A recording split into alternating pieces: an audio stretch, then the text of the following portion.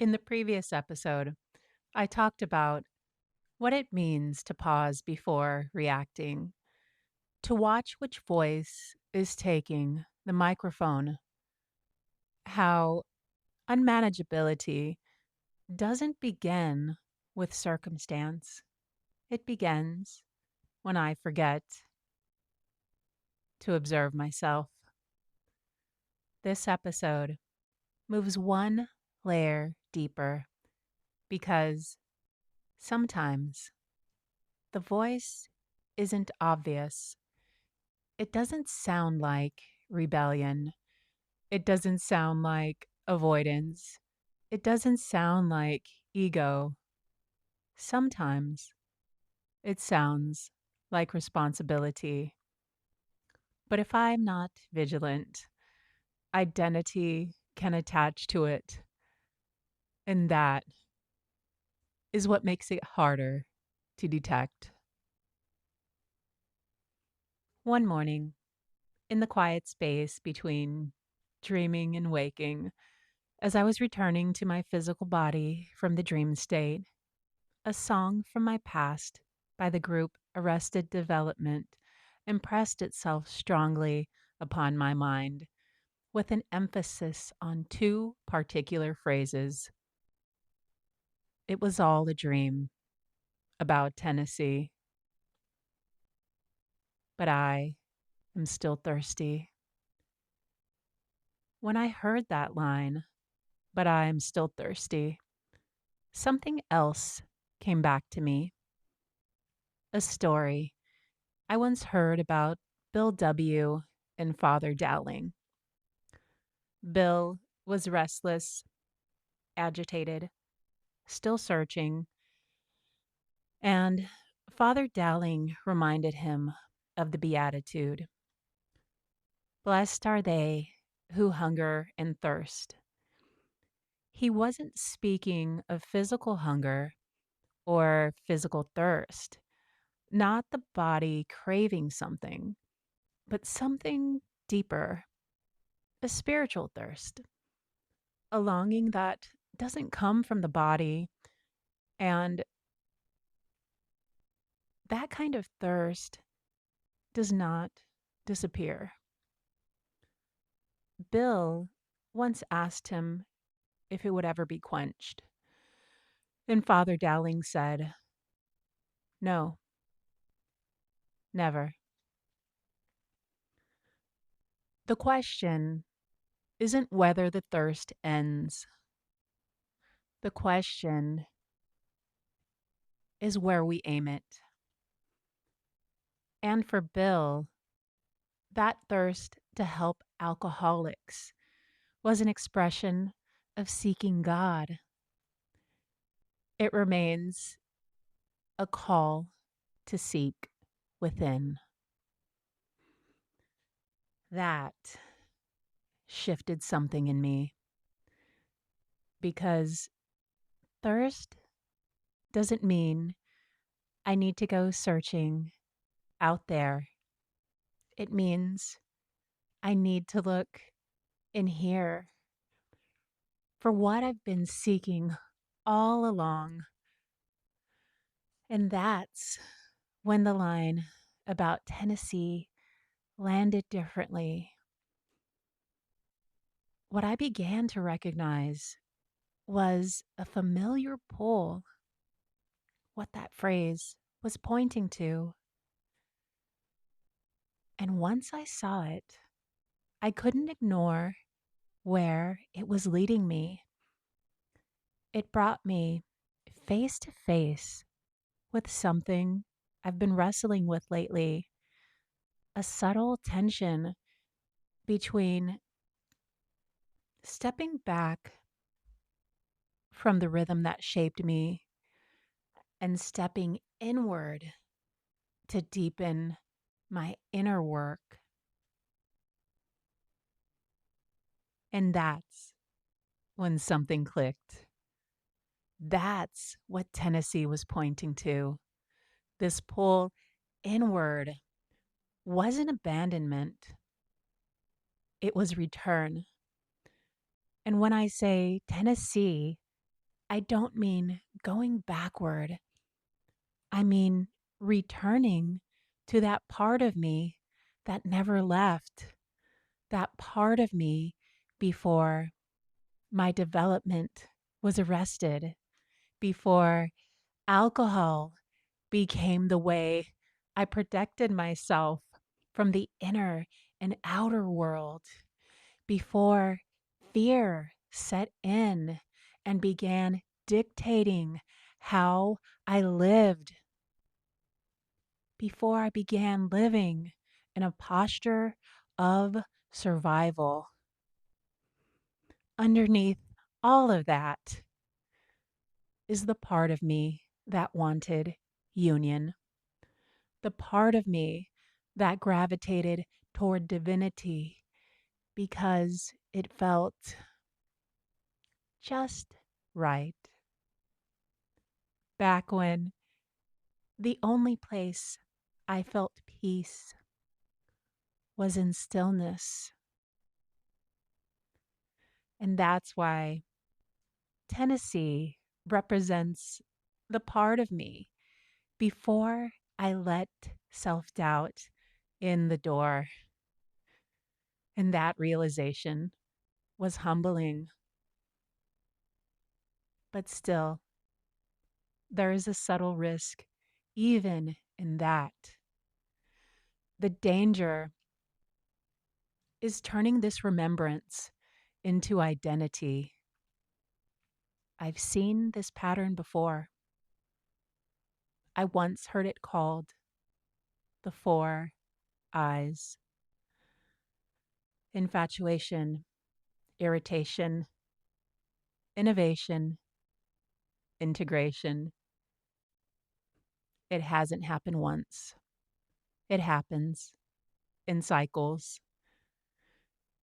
In early sobriety, there was infatuation, an intensity that felt undeniable, like something was pulling me to meetings. The fellowship felt warm and protective.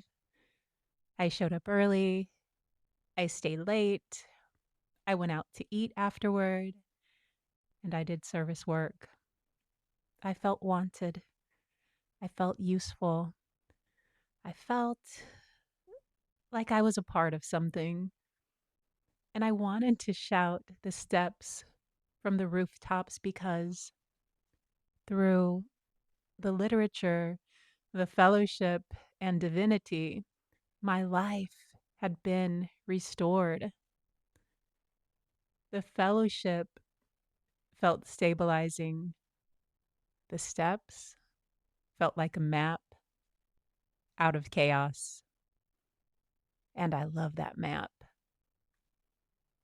I love the clarity.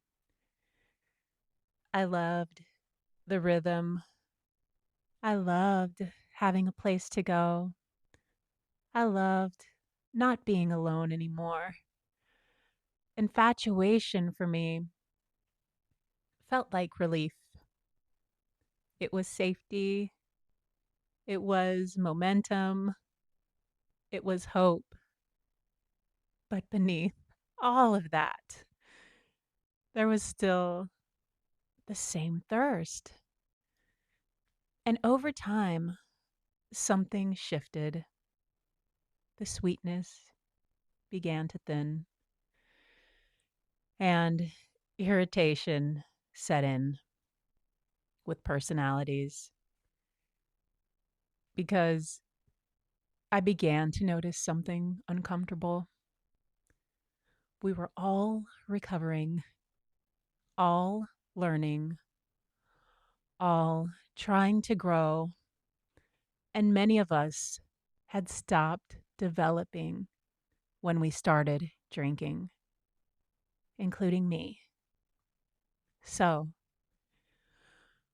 what happens when a room full of spiritually thirsty but emotionally unfinished people try to guide one another? Personalities surface, convictions harden, suggestions can begin to carry an undercurrent of pressure, even when they're offered with sincerity. And slowly, I noticed something subtle. I was allowing other people's expectations of me to take the driver's seat and moving my divine guidance to the back seat. Not because anyone forced me to, but because I hadn't yet uncovered my root character defect that led me into the arms of drugs and alcohol. My need to be liked, a thirst for approval. And when that thirst is driving, divine guidance gets pushed to the back seat. Then boundaries feel selfish, and saying no feels like risking being forgotten. And beneath all of that, thirst hadn't left. I was just looking for it to be filled in ways it never could be. I want to be clear. There is nothing wrong with the fellowship. There is nothing wrong with service. There is nothing wrong with with support. Those things changed my life. But for me, they cannot be the source. The foundation has to be my relationship with my higher power, which I call my innermost self. That relationship comes first. It must deepen so that what I cultivate through honest inventory, prayer, meditation is what I bring into the fellowship, not the other way around. I don't go outward to find direction, I go inward. And then I carry what I found back outward. And whenever I notice myself leaning too heavily on the fellowship or approval or external rhythm, that's my cue to recalibrate, to step back, to return inward. Because when I rely on personality alone, I remain fragmented. That's the nature of the ego. Wholeness doesn't come from personalities trying to manage one another. It comes from returning to divinity. And when I realign with divinity, the fellowship becomes an outlet for what has already been cultivated within. But the process keeps unfolding. Alignment isn't the destination, it opens the door to innovation. And this is where things get interesting because now I've taken everything that I've learned from infatuation, from irritation, from every attachment exposed, every aversion revealed, every character defect uncovered through step work and daily inventory, and I carry it into silence, not to escape the fellowship, not to abandon my responsibilities, but to sit without external input or support, to observe, to listen, to receive direction from my higher power, which I call my innermost self. This is where house cleaning deepens, where I notice old patterns that no longer fit, old identities I've outgrown, old reactions I do not need anymore. It's like clearing out a closet, keeping what fits, letting go of what doesn't, not rejecting the past, refining it. This is where deep meditation comes in, where I look into the proverbial mirror without flinching and ask, what still needs to be surrendered? And when I'm honest enough to let it go, something quiet begins to settle. Not excitement, not intensity, stability. That's where integration begins. Integration for me is reentry, is stepping into life with what has been clarified, into the fellowship, into responsibility, into service, but lighter, less driven by approval, less concerned with being seen, just living what was refined in stillness without building a new identity around it.